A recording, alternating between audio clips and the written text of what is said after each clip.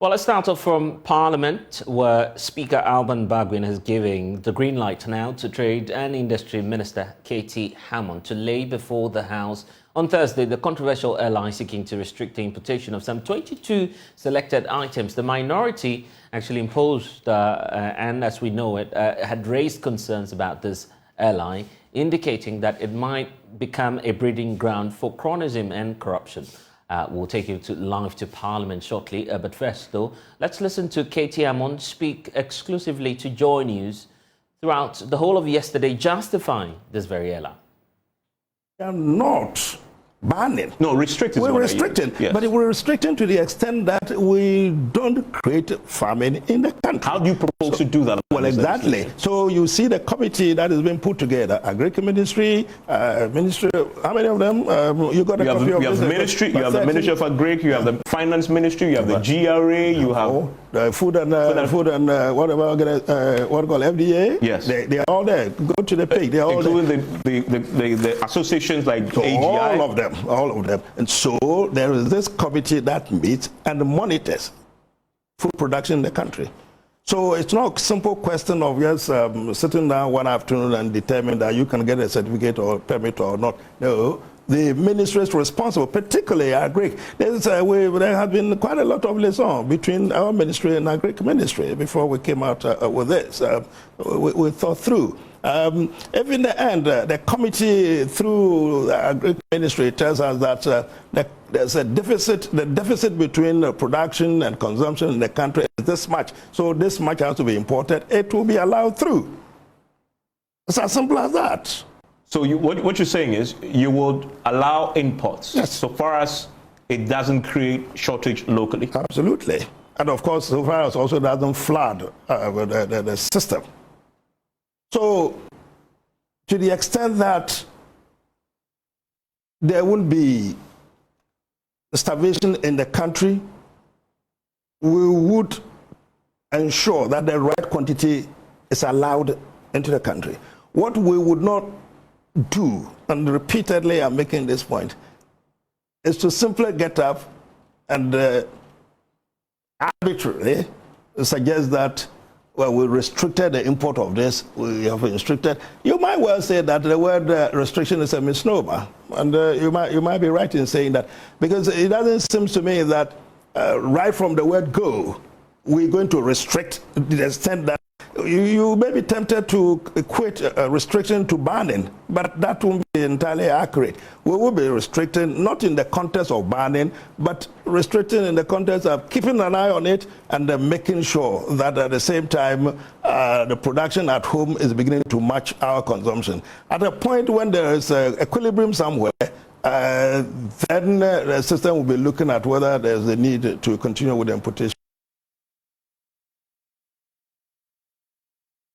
Well, the Trade Minister also added that minority stabbed him in the back because he consulted the caucus before proceeding to raise the proposed LI on the floor.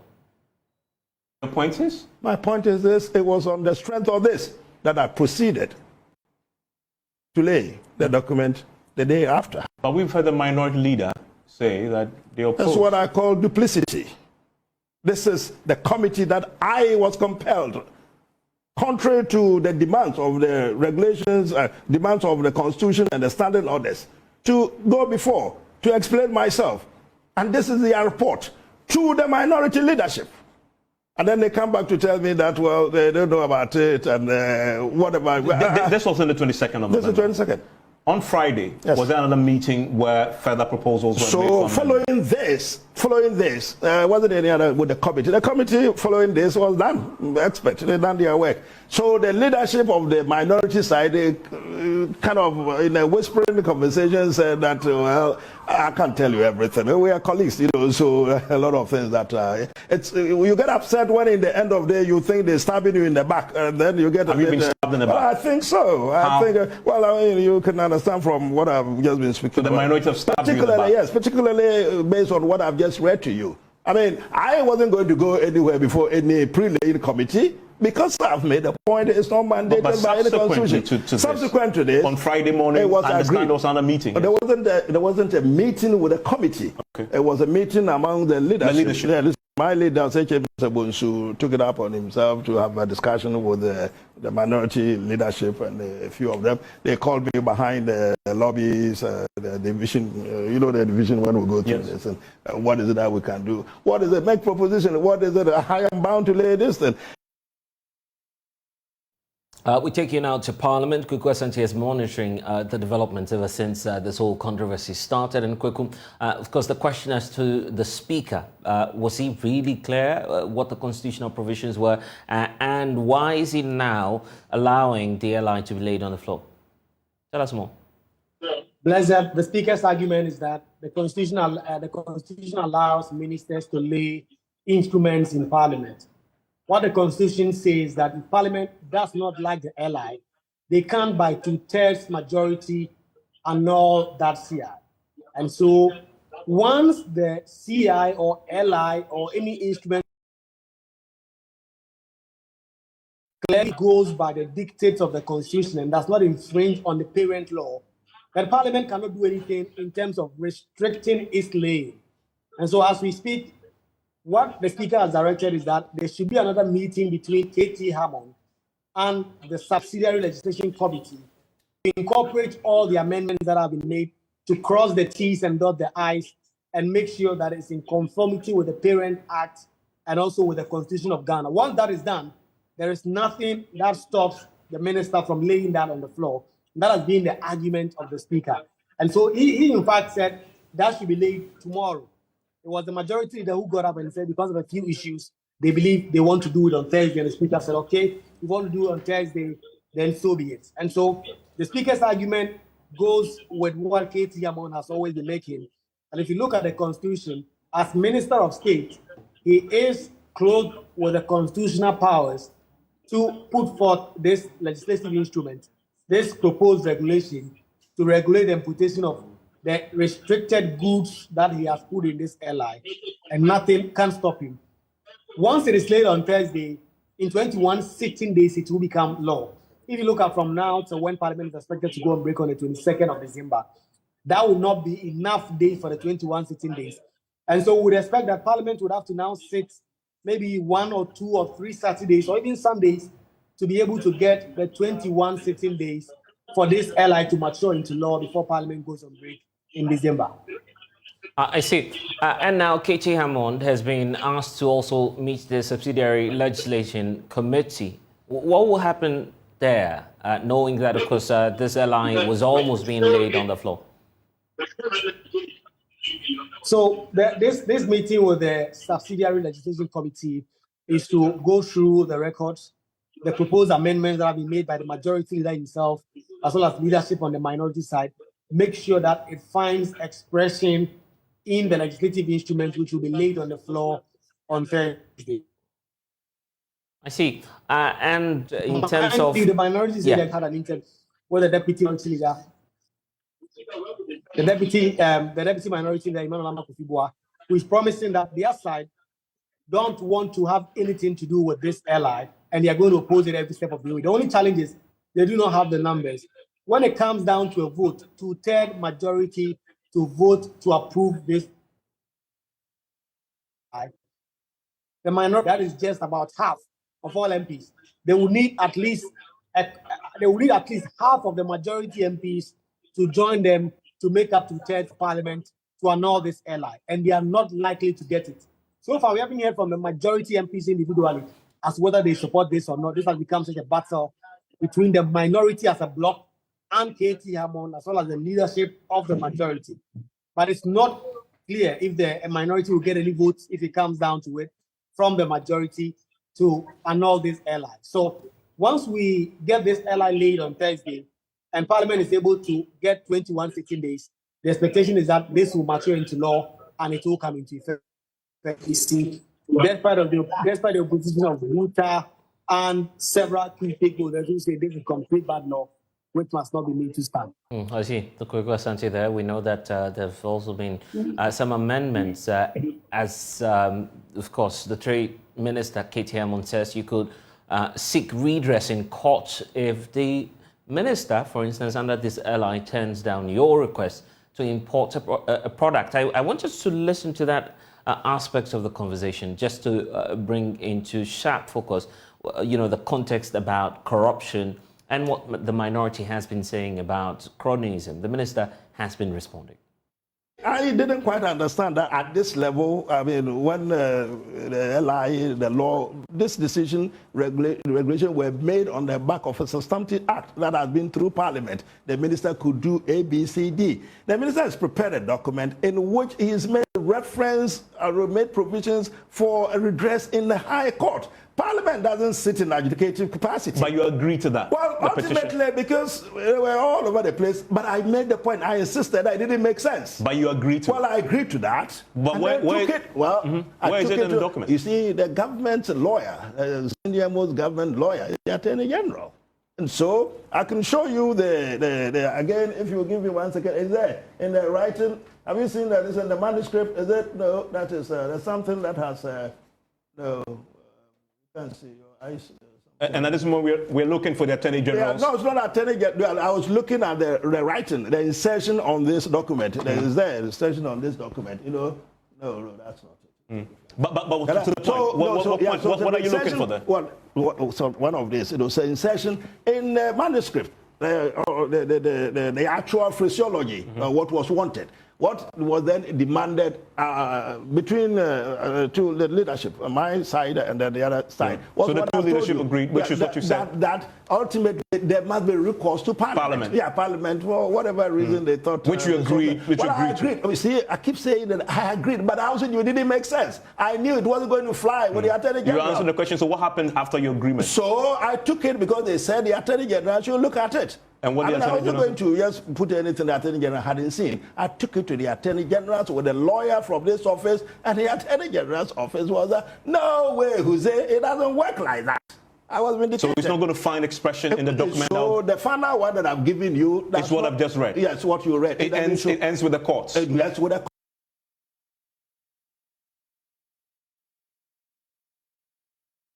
As we know it, some interest groups are challenging this airline, as we know it. One of them is the Traders Advocacy Group Ghana. And Nana Poku is the General Secretary of the group, joining us in studio. Sir, thank you for spending some time with us. So there's a leeway now for the minister to go ahead and to lay this before Parliament. That will definitely mean that you'd have to, one way or the other, brace for this policy change. What else is left to you in terms of options? Thank you for having us here this afternoon. In fact, it's quite unfortunate that the minister is rushing. There is no need to rush into this, because to push this through LI means a lot of difficulties for the ruling government. We are not saying that we don't need it. We need it, but the timing is wrong. We would have wished that a lot engagement is done for common understanding achieved before this airline, could put through.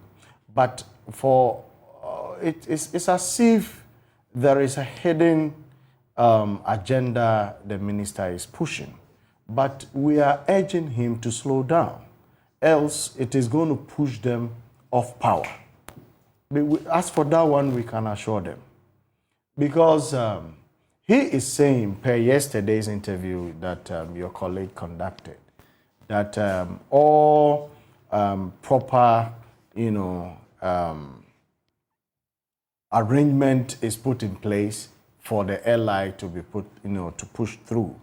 But if you come to the grounds, we are not seeing it like that. It isn't happening. And even the formation of the committee that he has formed is completely wrong. Because how can you put an industry player like AGI, who have over the years a long-standing opposing imports into the country, on such committee? All that we are saying is a collective technical people should form the committee.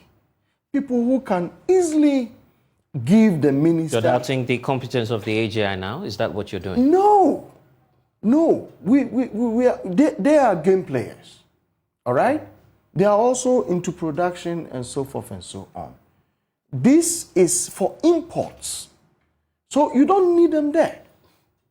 That's why I'm asking the question. You doubt their competency, or you are not, seeing eye to eye with them, a reason for which you want them simply off the committee?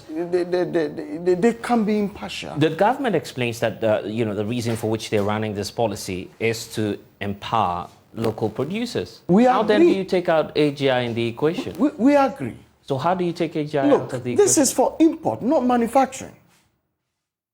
But it's for the entire policy. Yes. The effect of the policy is to boost local capacity. How do you take AGI out of that equation? Look, this is for importers. AGI doesn't import.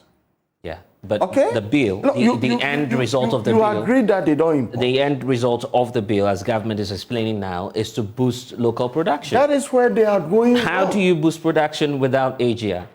No, you boost production, it has its own section. Yes, but the end game of this LI, the end game of the LI is to, of course, make the environment much more fairly competitive for local producers and to boost local production. How do you take AGI out of the equation, sir? It's possible because we need people who can easily give the minister proper statistics of the needed imports that the country needs than putting AGI. AGI has a database. AGI has a data, and I'm not holding, they don't. for AGI. They don't. AGI has a database of all local producers. They would be able to tell the capacity of the country in terms of where we lack and how we can produce. How do you take them out of the equation? You also have a point, but they are at the same time going to pose... No, it's not my point. It's probably the reason. They are at the same time going to pose difficult in certain aspect of importation. Is this not prejudice? Right now, you're simply prejudicing the association simply because they are it's not only them. It's not only them. We Traders Advocacy Group Ghana would want to see a technical team put together, not industry players who, at the end of the day, is going to give difficulty at the meeting. Do you have trade unions in there? Definitely. Do you have Buta in there? There are some in there. These are other sectors that are fairly represented. So you make a case, and the minister then decides. Put technical people on the committee. AGI is not technical? Oh, I would say they will oppose certain things that they lack capacity of producing. Look, there was an instance that a biscuit importer placed an order with a Ghanaian-owned company to produce for her a certain amount of quantity. They couldn't. They returned her money back to her. So in this case, how do you handle this? You see, it's a one-off, isn't it? Yeah, no, it's not. It's not a one. We don't have the time, and I don't want to go through it. All that we are saying is the timing is wrong.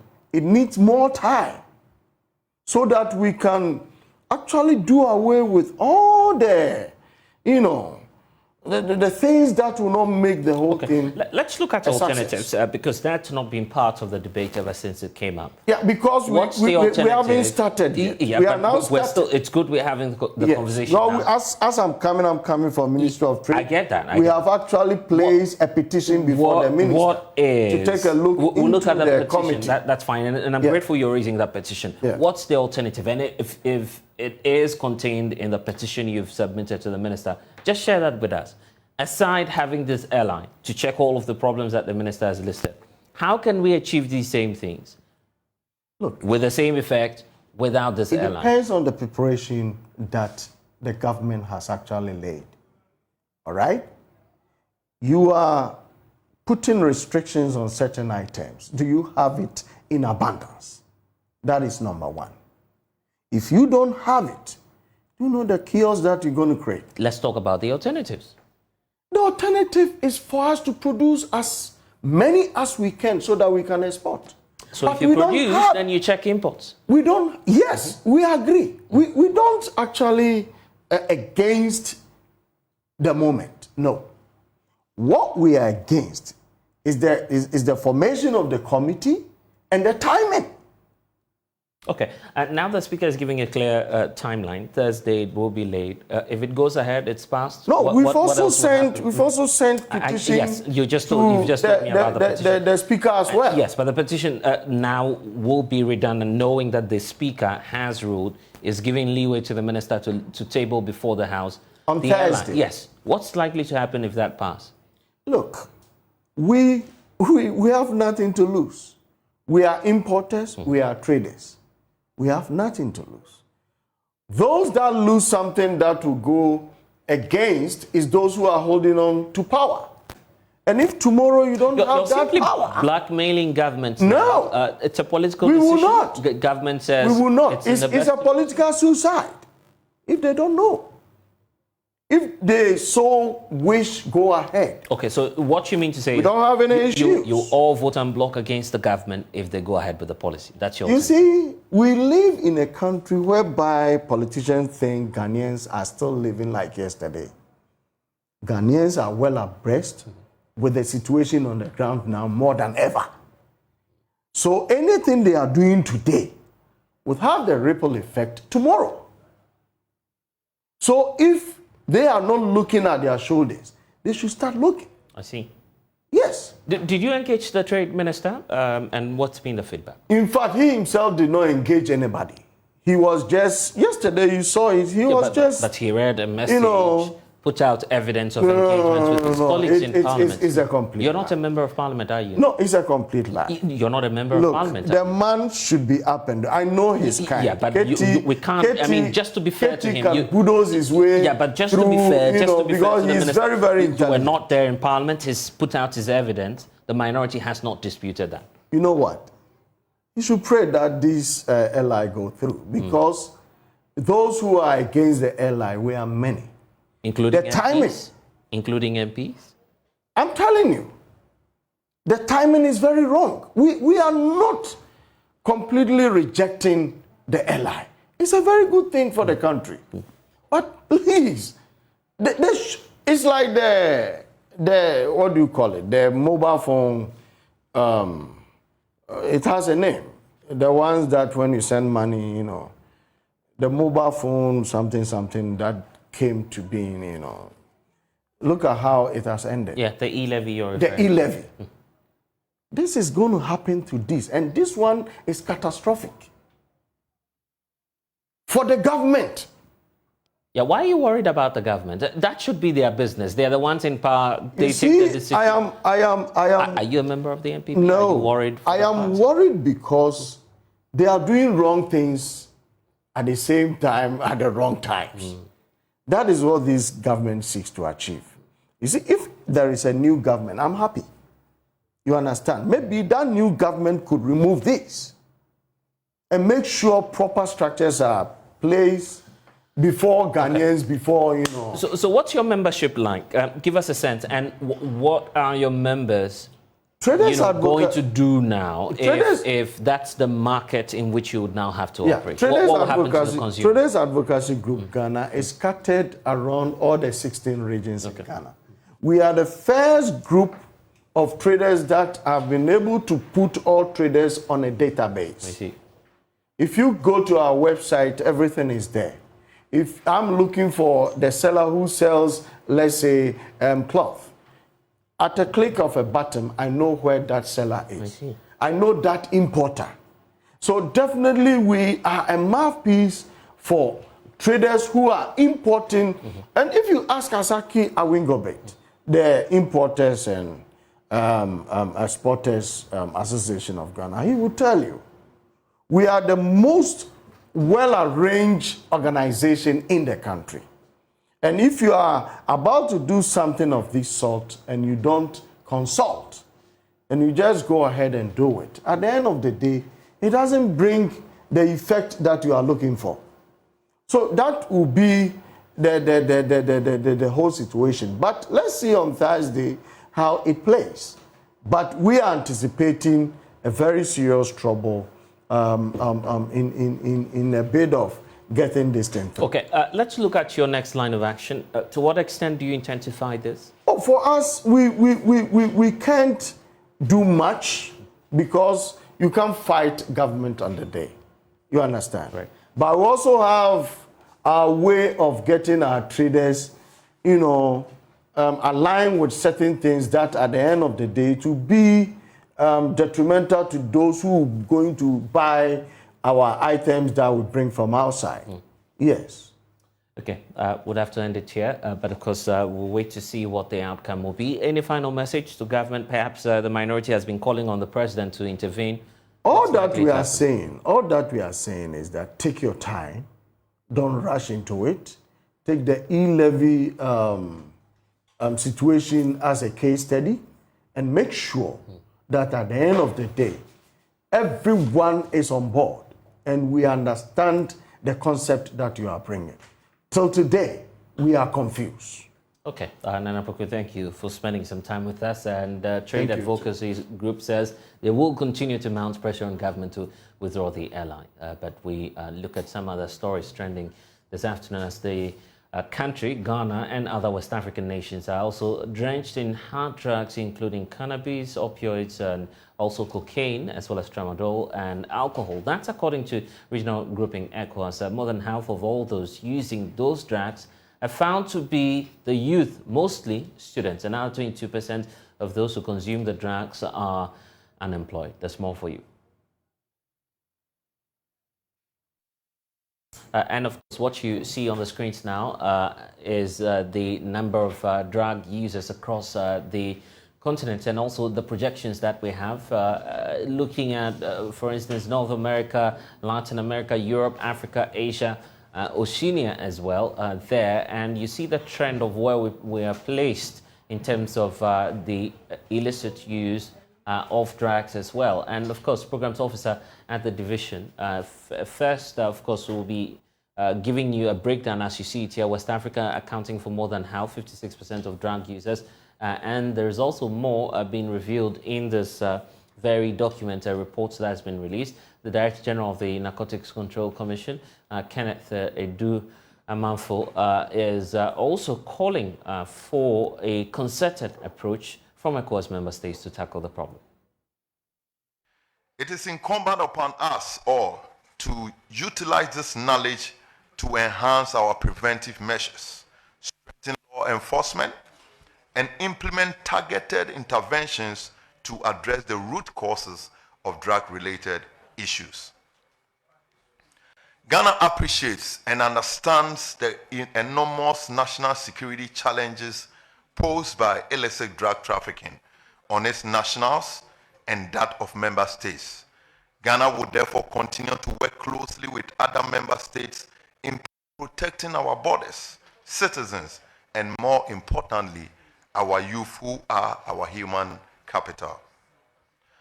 I would like to take this opportunity to urge everyone in West Africa, and by extension the African continent, to take the issue of illicit drug abuse and its related vices very seriously.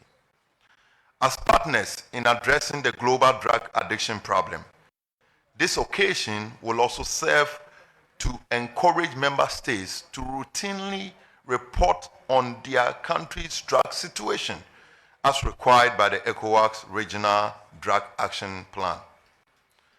As the report seeks to highlight the most recent estimates and trends in drug abuse and drug supply, as well as trafficking in substandard, spurious, falsified, and counterfeit medical products in West Africa, I will urge member states to put policies in place to build, strengthen, and redefine the operations of all national drug law enforcement agencies to carry out their mandate effectively and impartially. I would like to reiterate that Ghana, through the Narcotics Control Commission, is committed to all relevant conventions and regulations aimed at combating the illicit drug use and trafficking. It is important that member states reaffirm their continuous collaboration with all existing key stakeholders, both within and outside the sub-region, aimed at tackling the illicit drug abuse trend, which is grossly affecting the youth across. Today's launch marks not only the dissemination of information, but also a call to action. As we delve into the findings of the report, let us collectively pledge to foster regional cooperation, share best practices, and implement evidence-based policies to create a safer and healthier West Africa.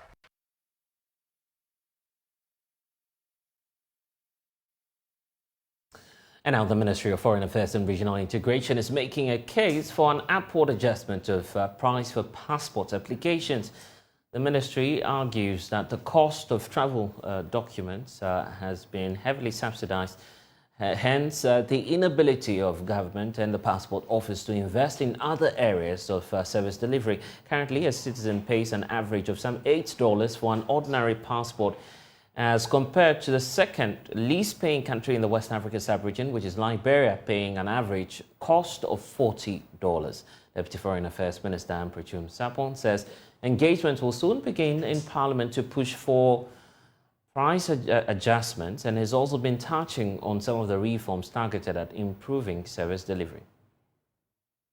Until we get, as he mentioned, the full complement of the equipment, the computers, and the giant printers, we will continue to have problems. No two ways. Until we are ready to invest, we will continue to have problems. Until we are ready to pay the realistic fees for passports, we will have problems. Otherwise, the little resources that we get, we will continue subsidizing the passport. $8. Liberia is doing biometric for $40. And Togo, yes. $40. Supplied by the same supplier who supplies us with the passports. Liberia charges $40. We charge $8. Meaning we are having to subsidize every passport. So the money to buy the printers is being used to subsidize the passport Kwaku Menu. Until Kwaku Menu is prepared to pay the realistic passport fees, we will continue to have these problems. And also we are thinking of upgrading our passport from the biometric to the chip embedded. So the chip embedded is going to cost more.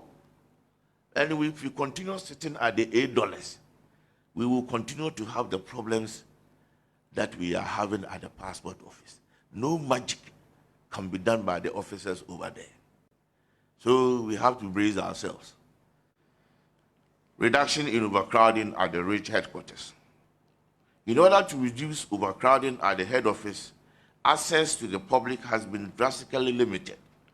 Only passport applicants who have genuine reasons to be at the passport head office are allowed access to the office.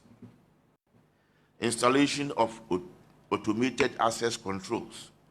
Additionally, automated access controls have been installed at entrances to all offices. All offices have been issued with access cards, without which one cannot enter the building. The RICH head office, as a security zone, is only available to VIPs and emergency cases, that is, medical, educational, or official purposes. To further improve security at the passport offices, CCTV cameras have been installed in the offices at the head office. This is to monitor the activities of officers and to ensure that officers are actively working to achieve set targets. Plans are also underway to extend installation of CCTVs in the other passport application centers. All members of staff in all the passport application centers, including the headquarters, have been issued with name tags for purpose of easy identification. Passport application centers. The ministry has made major strides in passport administration. It has maintained 14 printing hubs in our missions abroad, and also secure pieces of land for the construction of passport application centers in Accra, Kumasi, and Tamale. The ministry currently operates 13 passport application centers in Ghana, namely Accra Park, Accra Premium Park, Tema Park, Ho Park, Cape Coast Park, Takoradi Park, Ofurudia Park, Kumasi Park, Kumasi Premium Park, Sunyani Park, Tamale Park, Tamale Premium Park, and Wa Park. The ministry has plans to extend its passport service to the remaining regions of the country without parks. So there you heard it from the minister, but are Ghanaians willing to pay more? Well, I'll be bringing in shortly Rasmus Barak, who is a former member of Parliament for Kungungu, who is also joining the conversation this afternoon. Thank you so much, sir, for spending some time with us here on the Pulse. But I want you to first listen to some Ghanaians and their thoughts on this whole proposition to have, an upward adjustment of, the service fees for passport application. Let's listen. If the government has thought of increasing passport application, I have no much problem about that, provided they are going to provide the necessary machines, logistics that will process the application, so that we don't have a lot of backlog. That people go through the backlog and pay a huge sum of money to get the passport. Already there is hardship in the system, and since there is hardship, things need to be reduced for the citizens to feel better. But looking at it now, what basis are they standing on to increase it? They said there is short of materials. The government is spending money on certain things that shouldn't have been done, to my opinion, which they need to rather invest those monies into the materials, procurement of those materials. But now he is coming to add more suffering to the suffering we are in now. So I absolutely don't agree with the government. The government increasing prices, I don't think I have a problem with that, because me standing here, if I want to travel, I don't care. Wherever I'll get the money and travel, I'll go, because fine, maybe Ghana is not helping me, or wherever I'm going, that is where I'm going to make something best out of my life, you understand? So, fine, food prices are up, a lot of things are up. So when, in the passport office or wherever, when they want to skyrocket prices, I don't care. I'm okay with it, because if you really want to travel and you need a passport, you're just definitely going to find a way out to make sure you get it. So I think it's cool with me. If they increase it, then it would be like, it wouldn't affect us in the terms of like collection. Me like this, I've applied for like since January, but still, I don't know, I've gone for verification and other stuff, but still, I haven't had any news from them. If they will increase, then it will be like, it will affect us positively to like, it will be okay. Okay, it's a good time to hear from Rasmus Barak, who's joining the conversation now. Very interesting thoughts there, knowing that even some Ghanaians say they are determined to leave this country. Initially, of course, and this is not the aim of government, but some experts feel that this would also check the high level of migration, worker migration that we're experiencing in the country. But people are simply determined to go in for the passports. First of all, what's your thoughts on this high demand for this travel document? Well, I mean, there are serious challenges in the country, for which reason, people are desperate, to leave the shores of the country because they feel a great sense of hopelessness. We have rising cost of living, rising youth employment, or unemployment in the country. And this accounts for, people's desperation to leave the country. But if you have a situation like that, obviously there should be creative ways of, solving some of these challenges that have been brought on, as a result of government's own failings.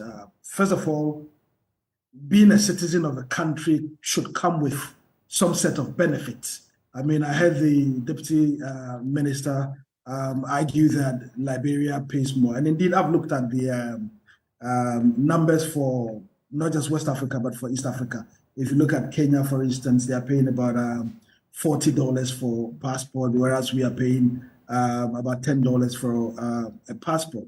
But as I said, there should be benefits that come with being a citizen of a country. We are not Liberia. Ghana has more resources, than Liberia. And so you can't compare yourself with all of your resources to a country that does not have half of the resources that you have. I see, but when you look at, but when you, I'm sorry for cutting through, but when you look at the kind of service delivery we're getting, possibly the challenge should be coming from the highly subsidized cost, isn't it? I would come to the service delivery. I mean, I know officers of the Ministry of Foreign Affairs are working tirelessly, especially those in the passport office, under strenuous circumstances.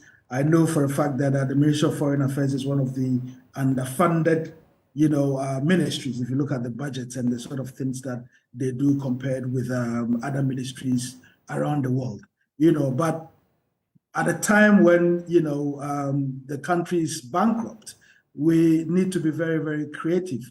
There are a lot of government houses across the country, district assemblies.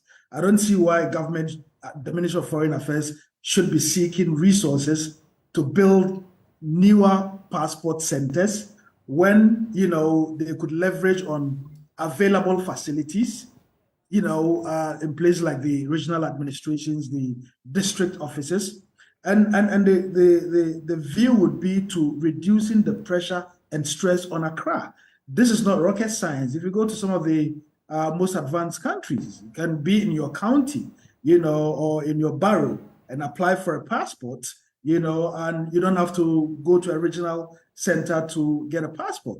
So there are district offices up and down the country, and the time has come for us to be creative under these circumstances that we are facing. Okay, let's look at the possibility of what an average Ghanaian can take at this time, because the reality is, and I'm glad you're also acceding to that we have a highly subsidized cost as compared to East Africa and even here in the West Africa SAMP region. So how much can an average Ghanaian take now in terms of a possible upward adjustment? Because the conversations will start soon in Parliament.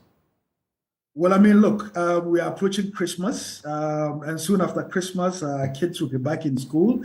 Parents will be hard pressed to come up with resources to pay school fees and meet with the daily challenges that they are faced with. So it is not a good time to be increasing prices of anything in the country.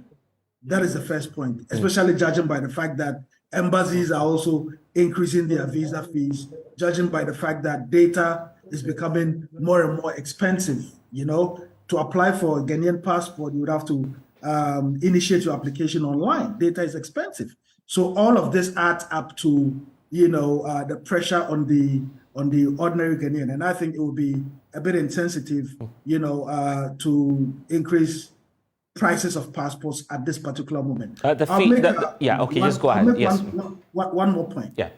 Now, there are 13 passport centers in the country. Averagely, they do about 300 passports per day, right? Now, this brings us to the talk about a 24-hour economy. I mean, if people are in waiting line, because the challenge with acquiring passport is not just the application, but getting a date, to go and do your biometric. And people are not getting the date because the Ministry of Foreign Affairs is running a quota system. They are doing 300 passports per day at point A. So once they reach 300 passports per day, they don't do, anything beyond that. I mean, you could run an 8-hour shift, where some people could work in the evening, just so that you reduce, the pressure on the passport office. But all of this pressure from ordinary Ghanaians to acquire passports and travel has come about as a result of increasing cost of living in the country, and that's a reality. The concerns about the high levels of migration we're seeing, especially health worker migration in the last few days, the feeling is this could also be a tool to check that. We're not saying that's the intention of the ministry, but it might be an opportune time to increase the cost, lower the demand, and we have some more brains working in this country. Is that far-fetched? They haven't said that, and if that is the reason... they wouldn't say that. They would never say that. No one would ever say that. Put that out in the public. But I would expect that we incentivize, people who are working in the country, because everyone is working under extreme conditions.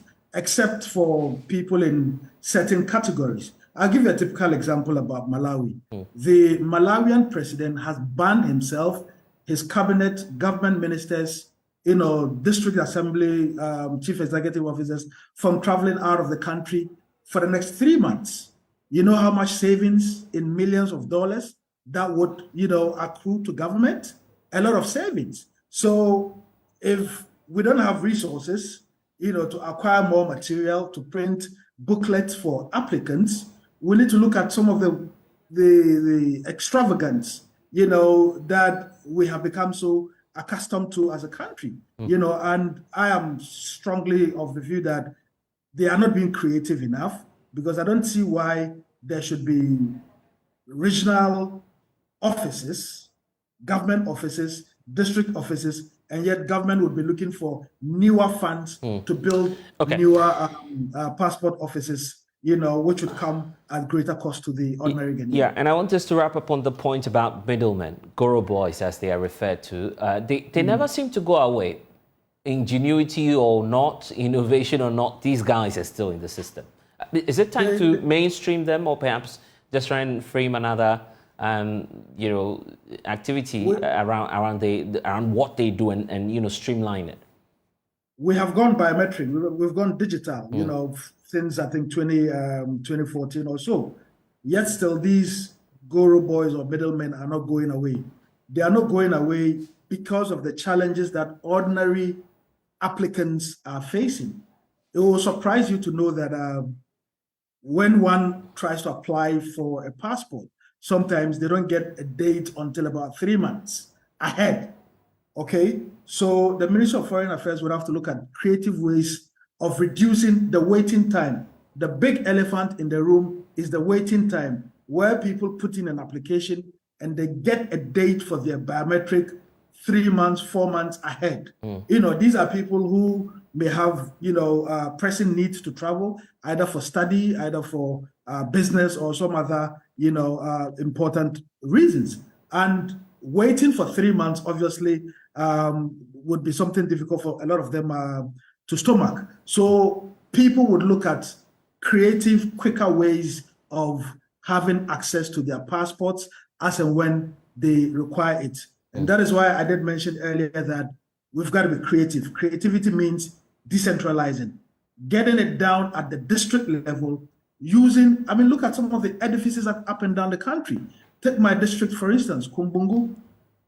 Beautiful district assembly edifice, built in 2015, right? With enormous office space. I don't see why the Ministry of Foreign Affairs cannot leverage on the available office space in Kumbungu or in Pando or elsewhere in the country, and have more machines in these places to provide service to Ghanaians who need them. Until that is actually done, we would still continue to grapple with this issue of Goro boys and middlemen. I see. Ras, it's been a pleasure talking to you on this matter. All right. You're still with us here on The Pulse on the Joy News channel. Coming up next, we'll have a conversation on the 2024 presidential elections. Guess who's my guest? I'll tell you after the break. Please stay. And thanks for staying with us. We are your election headquarters, and we do know that in a little over a year, Ghanaians will go to the polls to select a new leader when President Akufo-Addo ends his tenure. One of the many faces, of course, new ones, that will be canvassing for your votes to lead the country is Dr. Sam Ankra, an independent candidate who's joining us now in studio to have a conversation on his bid to become President of the Republic. Dr. Ankra, thank you for spending some time with us here on The Pulse. Thank you for having me. Blessed. It's such a pleasure to be speaking to you. And I know that it's been a very busy year for you and a busy week as well. But let's start off with how your campaign has been faring so far, because ever since you announced, you've been hitting the grounds running, and many are wondering, what's the end game? Well, thanks for asking. The campaign has really picked up tremendous support. Ghanaians are beginning to understand the need for an alternative.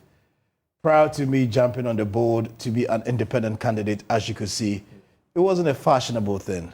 People didn't have any clue or belief if at any point in our history somebody independent can have the opportunity to run the country. But gradually, people are picking up the understanding of why there's a need for us to have an independent candidate devoid of any political color or symbols, but bringing the best brains in the country on the table to think and plan and build this nation, which is so badly needed. The economic condition speaks for itself. Everywhere I've been, people are going through some of the harshest economic conditions. And it's not just now, they've experienced it after government. One mediocre government passes another mediocre government. So this gives us an opportunity for our message to be received. And I can tell you it's caught fire. And let's watch out for 2024. Indeed, that's what many of us are on the lookout for. But Dr. Nkra, the fear is that you're coming rather late to the party of having independent aspirants in our presidential elections. We've seen, so many names. I just don't want to mention them. But why will Sam Ankra make a difference in the upcoming elections? I guess that's the biggest question facing you now as an independent candidate, because we've seen so many. Timing. There's time for everything. A few years ago, malaria was a death sentence. You have malaria and you're going to die. Now with the tablets, you can cure yourself or even protect yourself from getting malaria. The world has moved on. We've gotten to a time in our political history that we have no option than to look for alternative routes to build our country. The status quo is number one option. And I believe Ghanaians are beginning to understand the need for this change. Our systems have become dysfunctional. Systems that used to work before are not working anymore.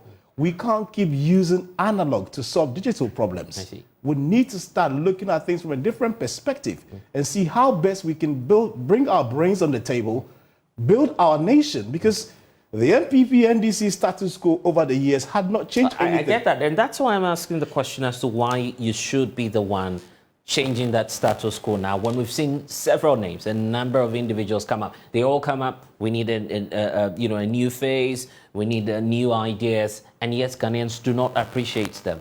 Do you feel Ghanaians will appreciate you?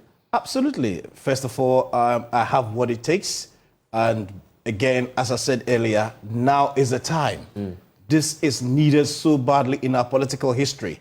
If we don't take the opportunity and change it now, it may come back and haunt us. As painful as it may be, we need to take this decision, look for an alternative, as we get some Ankara and the team of experts into the helm of affairs. Let's correct things, let's break down the system, let's rebuild and put structures that would work and stand the test of time. Okay, you're giving the Republic of Ghana as a private entity now, you're the MD. Where would you start the change from?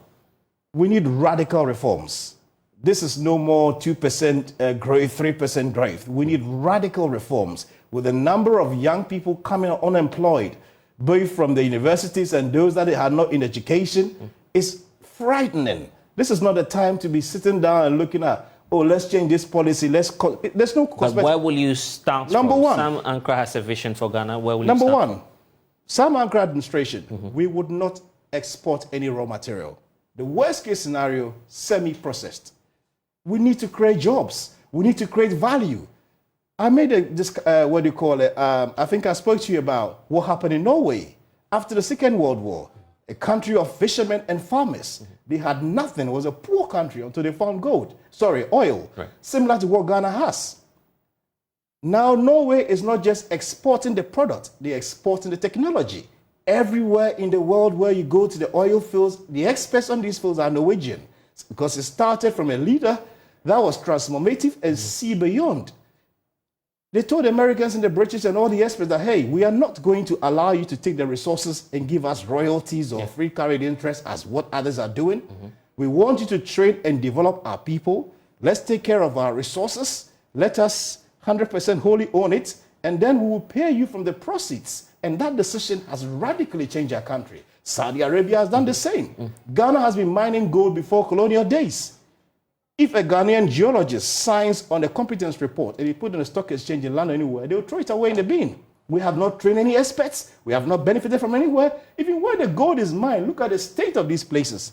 No roads, no infrastructure, no drinking water. Look, we got to be serious. So what would you do, practically speaking, to change that? So I'm saying 100% ownership of our natural resources. That's almost like nationalizing the mines. It's not, an idea we would welcome in a day and age where we're just a minute part of the global trade So we have the chain. asset.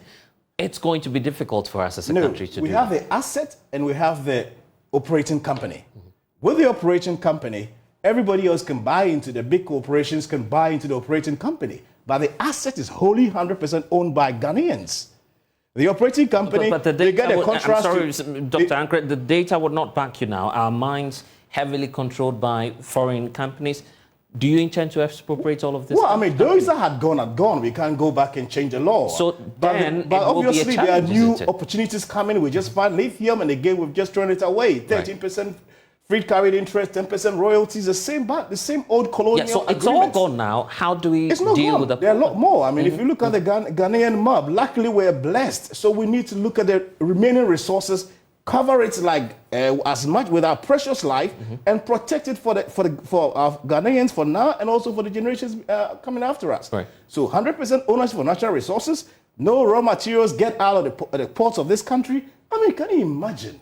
You go out there in the bush, cut timber, put it in trails, destroy roads you've invested millions into, ship it abroad, import it back at 3,000% increase in price. I mean, come on, look, let's be serious. Let's start thinking as a nation for ourselves. Let's start creating opportunities. Let's be selfless and leave something for the generations to come. We are borrowing and mortgaging their future. Why are we not creating something for them? So it's about time we cut off all those things and start looking and making sure that Ghanaian assets benefit Ghanaians. Again, look at the vast lands around us. Arable lands, fertile lands. You drink what you take an orange, you leave the seed there, it germinates the next day. Plantain everywhere, it's uprooted. The fertile is great, it's so rich. And yet we are importing onions, tomatoes. Come on, let's get into heavy mechanized farming. And again, I have a blueprint for that. We're going to get into heavy mechanized farming, feed ourselves and feed our neighbors. Look, see how valuable Ukraine was to Africa. They got into war and the whole economies in Africa were going to pieces. How can Ghana, with so much land around us, do the same? What stops us? Is it because of color or we are not thinking? In spite of all of these ideas, the polling appears to be out with the EIU predicting a possible win for the opposition National Democratic Congress. It's almost as though we're going back into that cycle. Well, you can't beat the NDC now, you agree? I'm beating the NDC hands down. Look, I've also done the polling. Again, some of these things, I don't want to start talking about it. I don't believe in them. I have been at the length and breadth of this nation.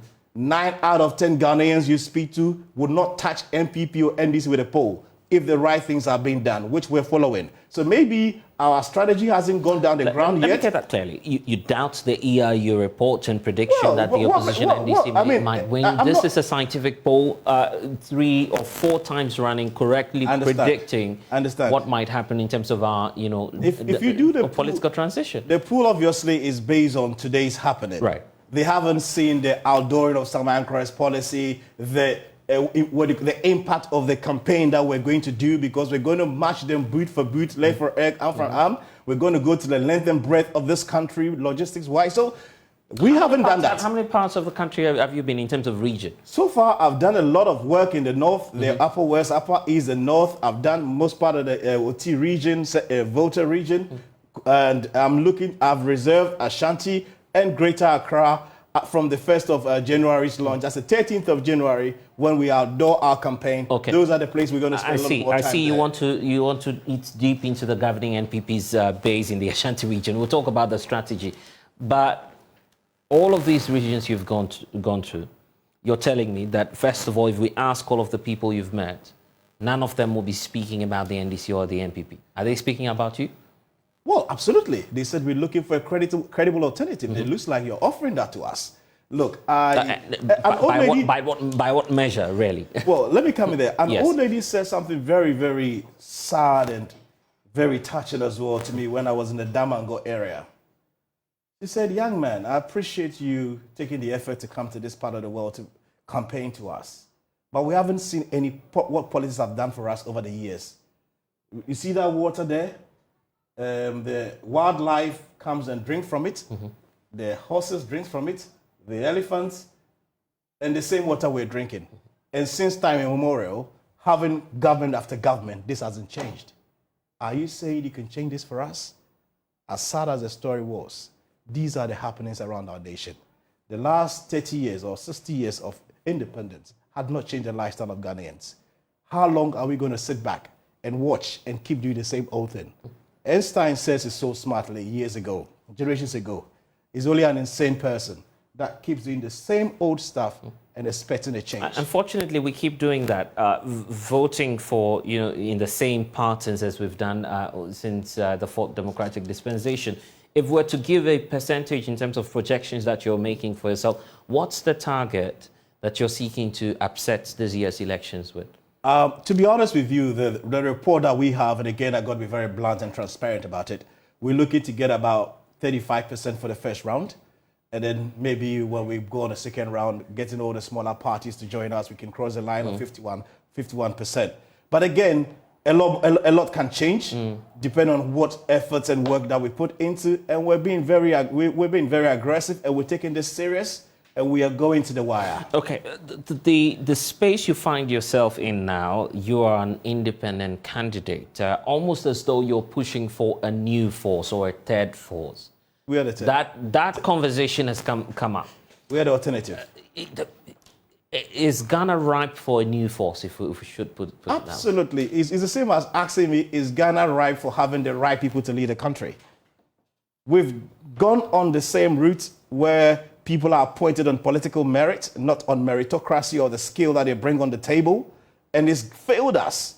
We are saying we want people with the right credentials, right qualifications to be fixed to run this nation. We can't afford to be doing political squabbles where I win and I bring my cabal to just come and run around, don't have the know-how, just do things and feed themselves and their families and then leave the government. That's not what we need. We need people who are selfless, people who have the requisite skills, and people who have the ability to do this. And we are saying we are using Ghana as a whole pool of resources and talent, both home and abroad, to recruit and bring them on the ground to come and help build this nation, which is so badly needed. You're not the only one, you agree, championing this agenda of having a new force.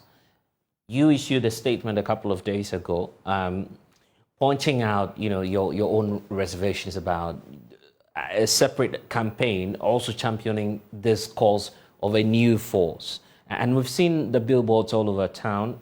Your face was then edited onto a certain graphic display pointing out that you might have been the one behind all these masks that we see across the country, billboards depicting masks of, I presume they are men, because I don't know who's behind that.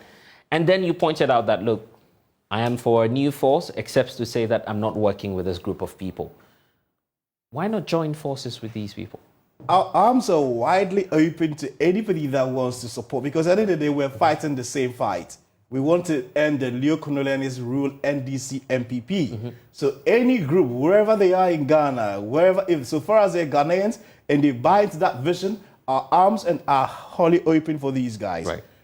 The only issue I had was, again, people did not understand the symbolism of the mask.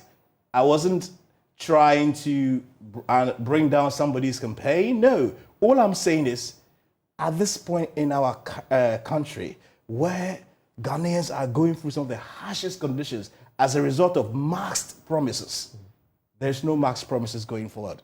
Oh, so you agree to using the images, the graphic images of the men wearing the mask and promising that there'll be a new force? I buy into it. I said there's no masked promises. Politicians should be able to be bold enough to come to the populace and say the conditions are not favorable, the situation is not the best for us. However, if we are able to buy the bullet and do ABC, it will yield us to this. Rather than flavoring stories and coming with a mask covering their faces, political facades, political corner artists, so to speak. This is not accepted in our politics. Okay, so you were using that for a campaign messaging, if we're to get that clearly. Yes. So you're using someone else's idea? No, at all. I mean, yeah, but that's someone's intellectual property. They were sending out a message asking for Ghanaians to join the new force, and then Dr. Samankra comes, appears from nowhere, quote and unquote, steals this mask, Blizzard, you use the mask for 5 minutes and then you take it off and say, I'm the one. I never used the mask. First of all, I never wore the mask and take it off. Let's get that out. But Blizzard, we've sat in this country and see different things. I have seen NDC billboards where they are pushing the elephant into the bush. I have seen MPP's billboards where they've used the horn of the elephant to pull down the umbrella. It's called political comedy. It's accepted. It's very ethical and morally right in everywhere we go. So this is the beauty of democracy. We should be able to do that because at the end of the day, it's accepting views and opinions of everybody. The fact that you are working with me to achieve a goal doesn't mean everything that you do is 100% perfect. I see. Do you know the one behind this mask? No, I'm not. So when you, of course, showed up, everyone believed you. So we take it as though that you're the one really behind the mask? No, I'm not the one behind the mask. So how do we trust you now? Trust me 100%. I am not the man behind the mask. Did you receive a call, perhaps from the force? And you know, what was the kind of reception you had from, you know, the originators of that? Honestly speaking, I have not received any call from any force, and these are unseen faces. These are hidden hands. I mean, for the new force supposedly being advertised, not even a registered entity in anywhere in this country.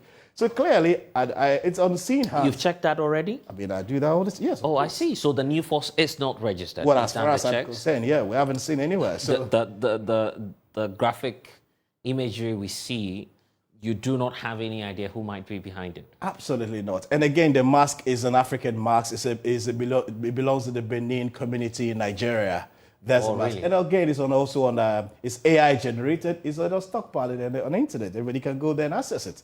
So there's no exclusivity. There's nothing at all to it. So anybody cannot lay claim on that as far as that is concerned. But in any event, we're not fighting anybody.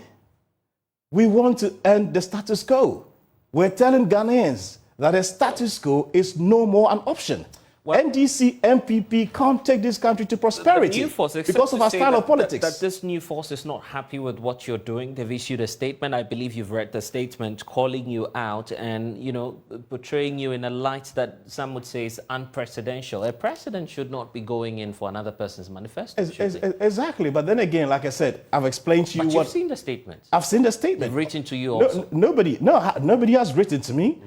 Somebody sat in a corner, wrote... Who is this? I don't know. Right. Wrote something and then put on the internet just to what do you call it, defame me. Obviously, because... You now feel defamed? Well, I mean, the content of it, but when I came out and I did my press release as well to counter that, again, nobody has responded. So let's wait and see who now unveiled himself to be behind the mask. Then we can take them on that letter they released. Well, we can't believe them too.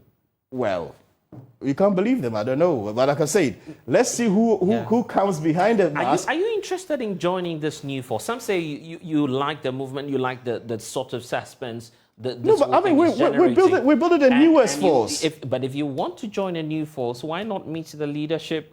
At least we've seen a face communicating on behalf of this group. I have continuously said to you, there's no face behind this mask, this billboards. Nobody is taking ownership, so who would you talk to? And that's why you went in for it? No, not necessarily that. I went on it, whether there was or there wasn't, we could have done what we did anyway. That's irrelevant. You're going to do it regardless? Of course, yes, regardless. But what I'm saying is, we're building a coalition of all these small forces. We've had an agreement, the Ghana First Coalition. We're talking to different groups to all come together so that collectively we have the strength to And it's interesting that if you like the new force, you haven't reached out to them yet. I keep repeatedly saying to you, there's no face behind the new force. Who are you Have you tried that? You said you've researched. You know that this is not a registered group as you're claiming. You want me to go behind? You want me to go? And that's your first claim, your initial claim that you've checked. These are not registered. A registered group of people. Because when I saw the letter circulating, I had to check and see who are behind it so I can take them on. But I couldn't find anything. Oh, you wanted to sue them? Well, I mean, I don't want to go to that far. Right. Like I said, in political space, some of these things could be allowed. But my lawyers would advise going forward. But we want to make sure who are the ones behind these statements. If I get that, you are also searching for those behind the Absolutely, mask. because I felt as I said, defamed. They made some very callous, irresponsible statements and malicious accusations with unfounded grounds. So obviously, if somebody's attacking you personally, you need to take it serious. And like you said, those accusations are not presidential. Have you watched the latest video of the group with the spokesperson coming out and mentioning her name, who she is, and what they stand for? You've seen that video? In fact, look. You've seen that video, I've seen that video. Yes, but precisely. You know That's what? a face to the mask. I don't want to value the questions you're asking, but there's more bread and butter issues Ghanaian wasn't listening to. Yeah, but if a Dutch it's lady, part of the politics. You were telling me it's part of the politics. Yeah, well, but a Dutch lady comes in and says, makes some statements. Is that what you want us to use prime time to talk about? You're standing for, the presidency. The presidency, as we all know it, will need someone who will be candid in his opinion. And of course, when you are in trouble, then we talk about the problems surrounding you. So now you have a group with a face on it, someone introducing herself. Not a Ghanaian. You're questioning the citizenship. I don't know that. I know, because this is what do you call it, apparently, from my team search, is a what do you call it, reality TV person from somewhere in Belgium or Holland, one of those European countries. So the new force is anti-Ghanaian. Again, it's not up to me to say. Let but at least decide. You see a face, and you say that you've been engaging people, and all we see is you don't seem to go to the right quarters, at least just to see if indeed you get the right people to speak to. Yeah, but like I said, I just told you that face that spoke on the video, the search that we've done so far tells us who that person is. So, but like I said, look, let's discuss the bread and butter for these Ghanaians. Ghanaians need to hear more of our policies. Okay. One more issue before we talk about your policy, and I'll be on this because that in the very last few days, that's been the controversy around you. The names we've heard, possibly about people who might be behind this mask. One name has come up, and it appears that's a businessman. You know him. Who said? I've seen him. How do you know I know him? You know him too well, Dr. Ankra. How do you know I know him too well? And these names I don't know anyone. And these names that we've heard, of course. Are we going to sit here and speculate about some mask? Really? Yeah, but you've heard the businessman's name, right? I haven't heard any This businessman who owns a very notable infrastructure. I don't know any businessman. On Osu or Oxford Street. No, I don't have no clue. This is a man whose name has come up a number of times. You've heard about the rumors too. Listen, I am saying Ghanaians need somebody who has the capability, the expertise, the skill, the know-how, the history, the track record to be able to run this nation. And sources say this gentleman is not happy with you, and you know that too. Well, then he should tell me directly. I haven't, like I said, I mean, I've repeated. Yeah, but you've heard all of these things, and that's why I haven't heard anything. You are telling me. I'm hearing for the very first time about. A very well-informed person. No.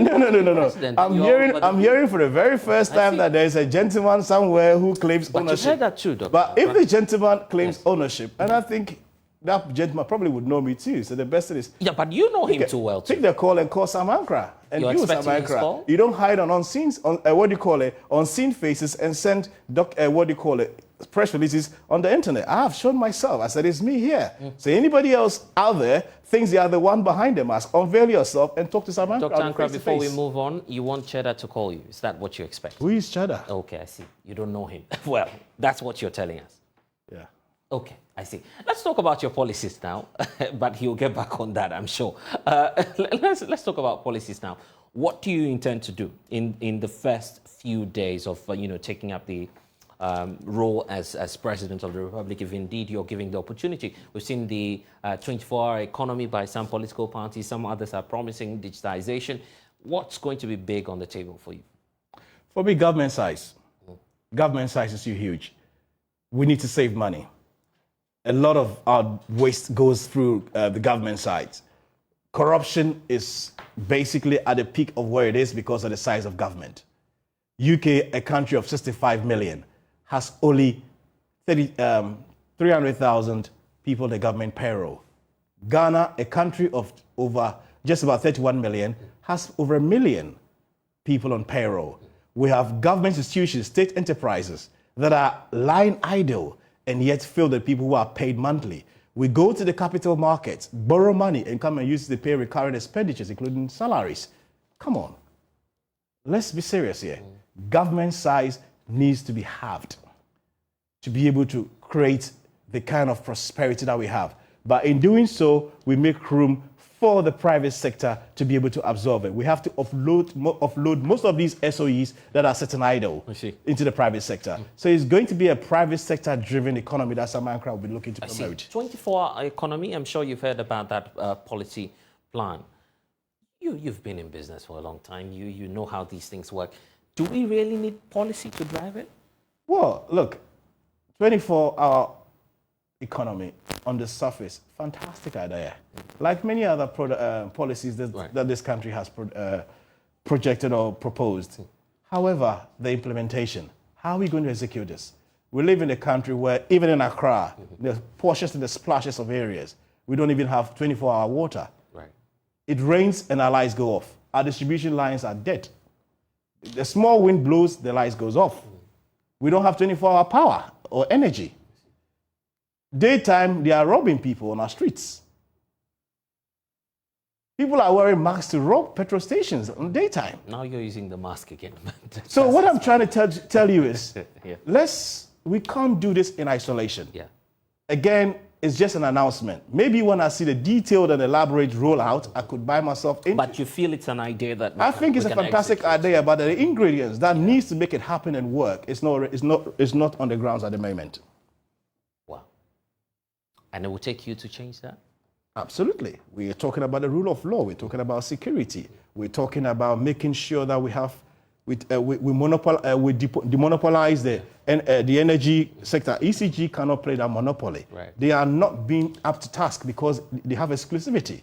If we bring other players in there to compete with them, we will see that people can get value for money. Same as Ghana Water. We want to, again, not monopolize it, make sure that people can come into and then participate and make sure that they create a competition and create value for money. Look, all these things need to be done.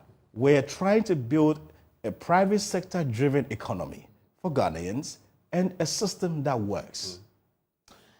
The political cost, unfortunately, is something that, camps up for anyone who wants to be president single-handedly, knowing that the political cost in this country is very, very high. CDD doing some research pointing out that, of course, the list you should work with as a member of parliament, I believe, is somewhere around $400,000 for the presidency. The political cost shooting almost, I think, way beyond $90 million, right? Do you have this financial capacity to do all of these things just by yourself, when in fact we have established political parties that could be the vehicle to support you to do that? Well, first of all, as an entrepreneur, before you make any business assessment or venture to get in, you sit back, you take a pen and paper, you draw, and you see what the cost to the implementation is. If I hadn't done that, I probably would put my neck on the line. Then you look at the source of funding. If you don't have that, you don't have a business. So all these things have been heavily looked into, and that is why I can sit in front of you here today and say I'm contesting for the 2024 elections. What's the source of your funding? Very critical point. Private individuals, interested people that want to correct the state of affairs of this country. Again, we're going to, as we go along, we're going to have an opportunity for any Ghanaian that buys into our vision to put the money where their mouth is. There are going to be different schemes of raising money, but we're 100% certain we'll be well covered to be able to compete. And it's also one of the fears for independent candidates that in that case, you find people placing their bets on you because they fund you, they get some kickbacks after you win.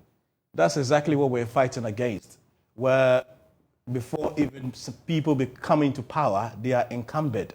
They've putting themselves into situations where when they come, they have to do certain things to other people to be able to float.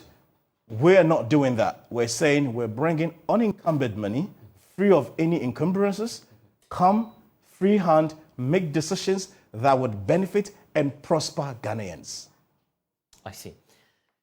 If you're running the elections, you're going to come up against individuals who are considered as very experienced, politically speaking, because this will be your first attempt at the presidency. We've seen former President John Dramani Mahama do this over and over again. The vice president, at least, even if it's not contested for presidential elections, has been a running mate before, which makes you the new kid on the block. What's your assessment of the chances you hold against these individuals? Starting, for instance, with the vice president. He's still in power, 7th vice president, controls quite a lot of influence. Then you have the former president to deal with, and any other candidate that will join the race?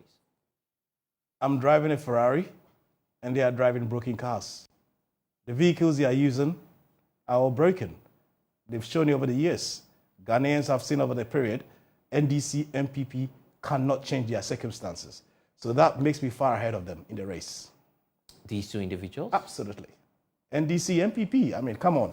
Look at what we're going through. Do you think real people that haven't this real experience will look back and vote for an MPP party? And people haven't forgotten what Muhammad took us through. So these are people that have issues. So I'm saying they are driving broken cars. I'm driving a Ferrari, and I'm way ahead of them. I see. Interesting points you're raising. The aspect about some of the happenings now, policy measures that government is considering, the imports restriction and regulation has come up. I was just speaking to some of the business groups a while ago, raising concerns about the policy itself.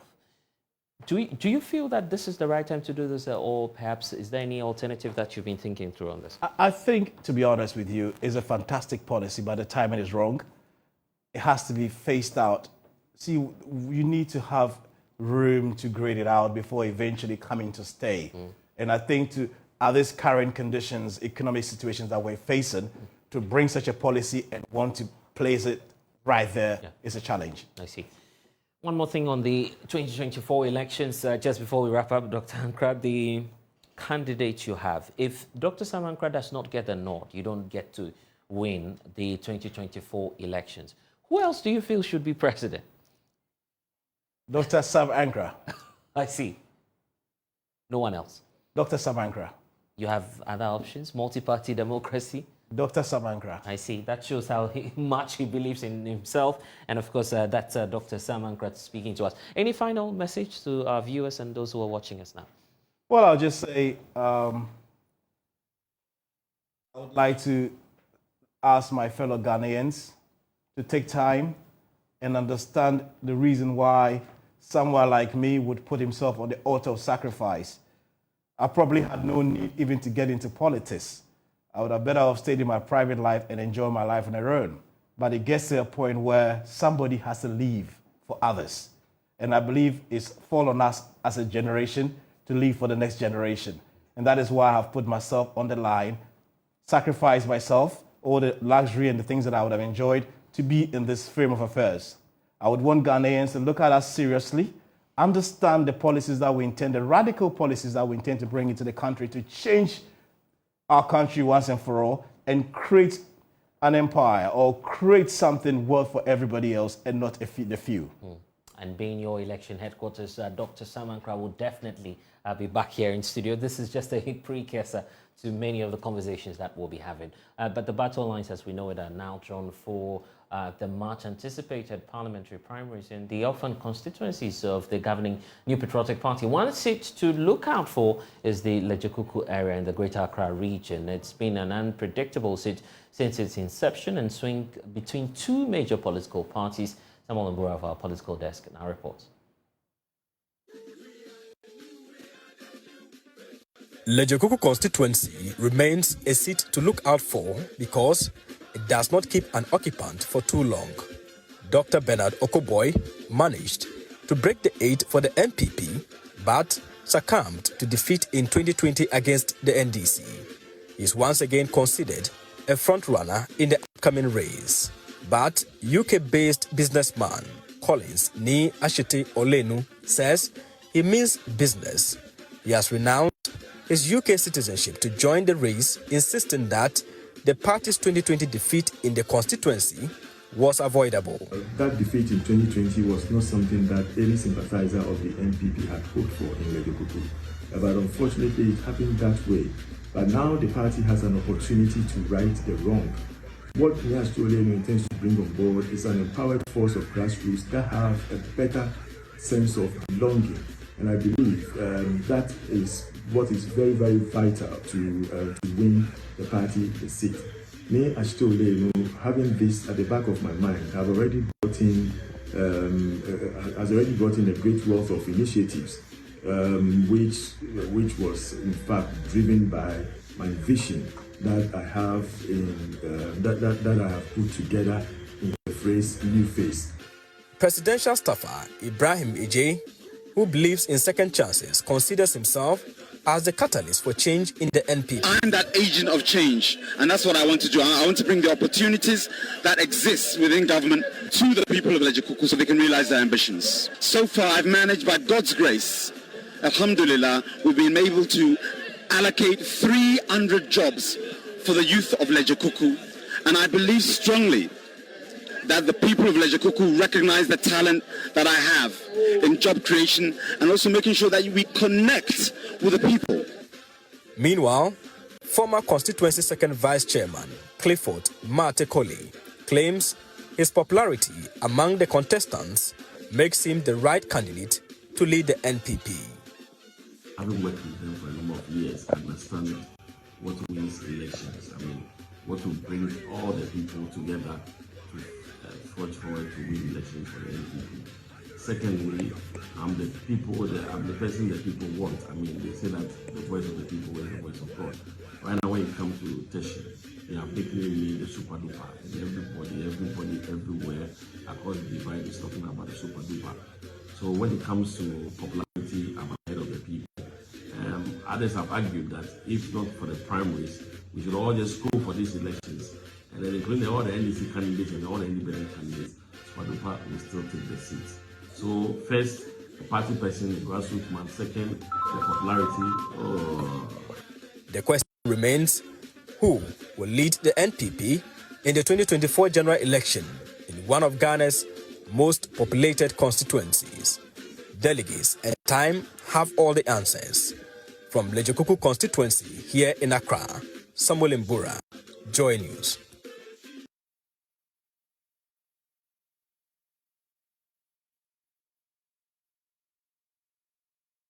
And in the Eastern region, a dedicated English teacher is not only supporting transforming education at the Mampong Nkwanta MA school, but also spearheading a movement to address a critical issue affecting girls' attendance, that's menstruation, facing resource challenges. Ejewa's innovative approach of creating reusable parts has not only kept girls in schools, but also report some positive effects across 20 communities. Mami Esi Nyaminche Thompson now reports. Out of the eastern regional town of Adoso, one teacher is spearheading a transformative movement, paving the way for a brighter future for girls at the Mampong Nkwanta MA school. Meet Ejewa, an English teacher who 9 years ago embarked on a journey that would redefine education in Adoso.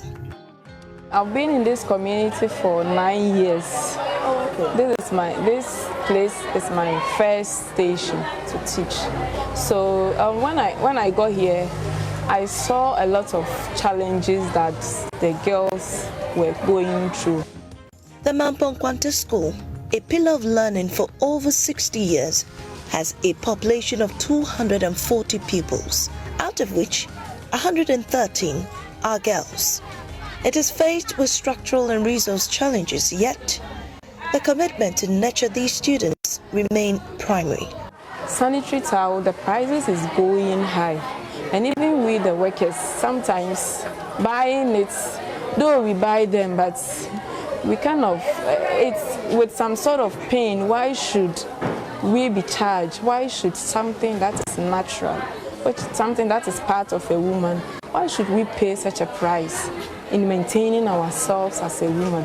And I also realized that when you go to some of the communities, you will see a lot of girls, teenage girls being pregnant. And some of the reason is that they needed money for sanitary towels.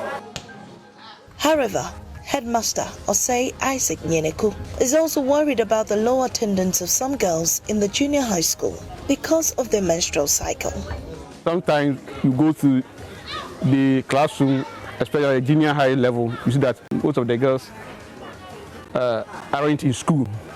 You'll be asking why. Some of them tell you they have finding pains in their abdominal pains and the rest. But close observation reveals that some of them lack a lot of things. That is why they are not able to come to school.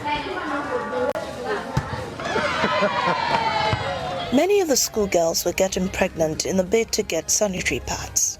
Because they couldn't afford it monthly, others resorted to odd jobs and missing school in the process. Pascaline's mother, a watch seller in the school, is worried about the situation. Sanitary pads here are quite expensive and there's nothing we can do about it.